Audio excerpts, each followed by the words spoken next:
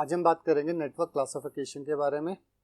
Classification का मतलब हम किस तरह से किस आधार पर नेटवर्क को अलग अलग कैटेगरीज में बांट सकते हैं।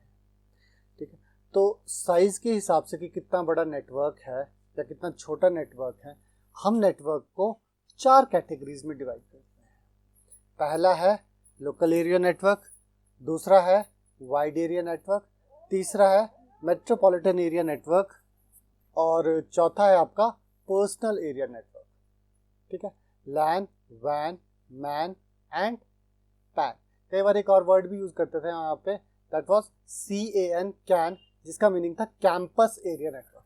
वो आपका वैन से तो खैर काफी, लैन से थोड़ा सा बड़ा होता है बिकॉज लैन की लिमिटेशन होती है जो हम वैसे कैटेगराइज करते हैं। ऑल्दो ये हार्ड एंड फास्ट नहीं है कि अगर आपका जो नेटवर्क है वो 1-1.5 किलोमीटर के अंदर ही है तो हम कहते हैं वो लैन है, लेकिन उससे थोड़ा सा बड़ा हो जाए तो हम उसको कैन बोल सकते हैं। That is a campus area network. एक पूरे कैंपस में फैला हुआ।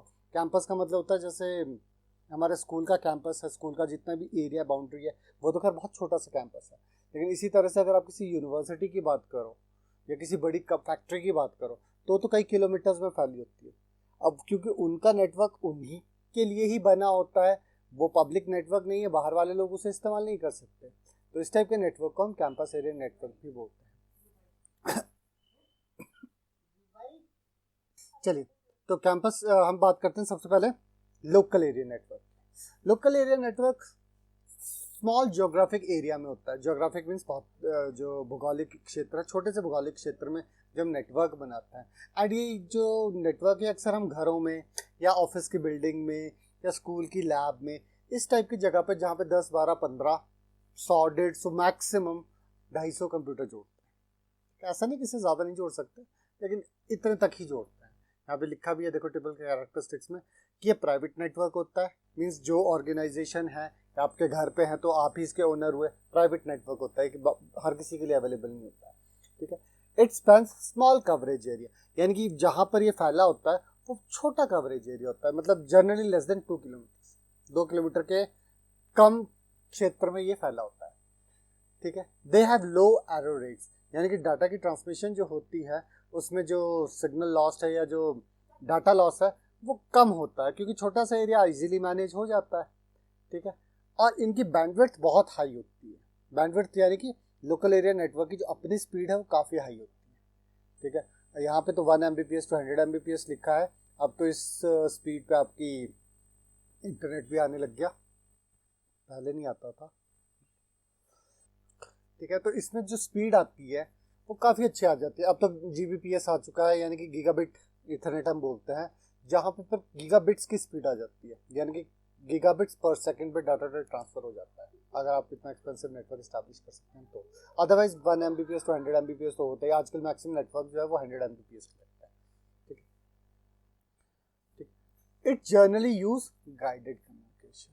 ठीक है, लैन में अक्सर गाइडेड कम्युनिकेशन होता है। अब हम कर ये स्टेटमेंट जो है थोड़ी सी इनवैलिड हो गई है, क्योंकि अब हम जब लोकल एरिया नेटवर्क स्टैब्लिश करते हैं यूजुअली हम वाईफाई या हॉटस्पॉट बनाते हैं, लेकिन वो छोटा ही होता है। ठीक है, तो लास्ट वाली लाइन लिखी जा सकती है क्योंकि इसमें जर्नली लिखा है। जर्नली मतलब अक्सर, तो अक्सर जो लैन बनता है उसमें गाइडेड कम्युनिकेशन यूज होती है, मतलब तारें बिछती है।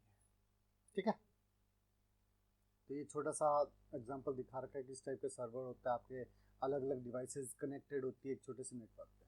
दूसरा है आपका वाइड एरिया नेटवर्क। ये आपके लैन का बिल्कुल अपोजिट है।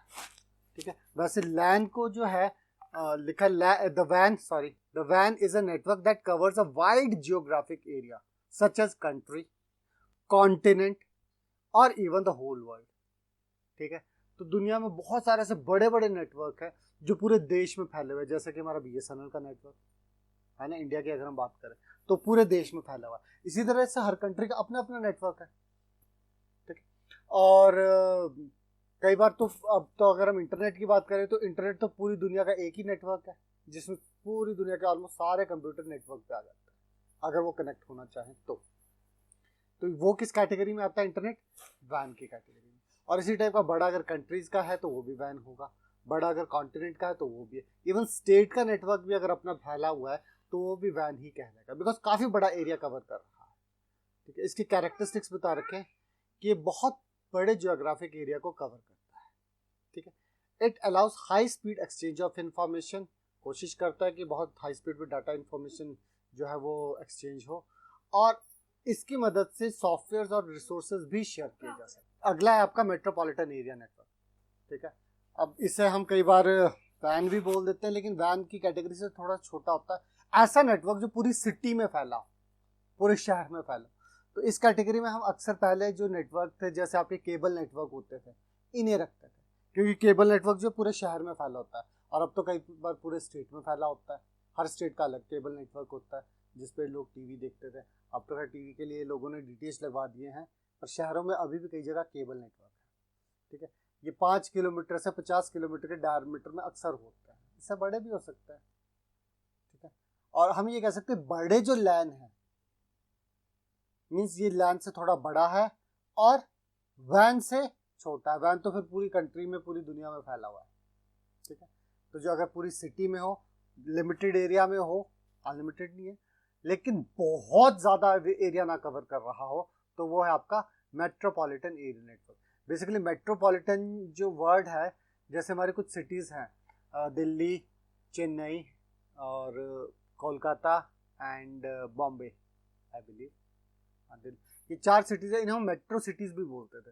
तो मेट्रोपॉलिटन में जो एडवांस्ड है एक तरह से, ये बड़ी सिटीज है, ठीक है। तो ये देखो इनका कंपैरिजन बता रखा है तीनों का। अब इसके फीचर्स भी बता रखे हैं मैन के, ये टाउन या सिटीज को कवर करते हैं। कम्युनिकेशन मीडिया यहाँ पे ब्रॉडबैंड हो सकता है, कोएक्सियल हो सकता है, फाइबर ऑप्टिक हो सकती है, इस पे कम्युनिकेशन फैल सकता है। और डाटा ट्रांसफर रेट जो है वो 30 से 150 Mbps तक हो सकता है। सबके ये बड़ा अच्छा मेथड है डिफ्रेंशिएट करने का, कि जो लैन है वो कहाँ तक फैला हो सकता है, वो सिर्फ लोकल एरिया में, मेट्रोपॉलिटन पूरे मेट्रोपॉलिटन एरिया। अच्छा, इनकी एक्सपेंशन दे रखी है ऊपर। लैन का क्या मीनिंग है, मैन का, और वैन का क्या है मीनिंग? लिमिटेड एरिया में, थोड़े से बड़े एरिया में, और बहुत बड़े एरिया में। ओनरशिप, कि कौन इसका ओनर होता है, किसका नेटवर्क कहलाएगा। तो लैन का ओनर या मालिक कोई भी हो सकता है, आप भी बना सकते हैं छोटा सा लैन, ठीक है।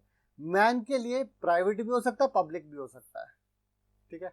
मतलब हो सकता है कोई भी उसका ओनर बन जाए, ठीक है। सिमिलरली वैन भी है, उसका जरूरी नहीं कि कोई ओनर हो ही हो, ठीक है। गवर्नमेंट भी इसको ऑपरेट कर सकती है, या फिर कई बार लोग प्राइवेट एरिया नेटवर्क भी बनाते, प्राइवेट नेटवर्क भी बनाते हैं जो बहुत बड़ा नेटवर्क होता है, ठीक है।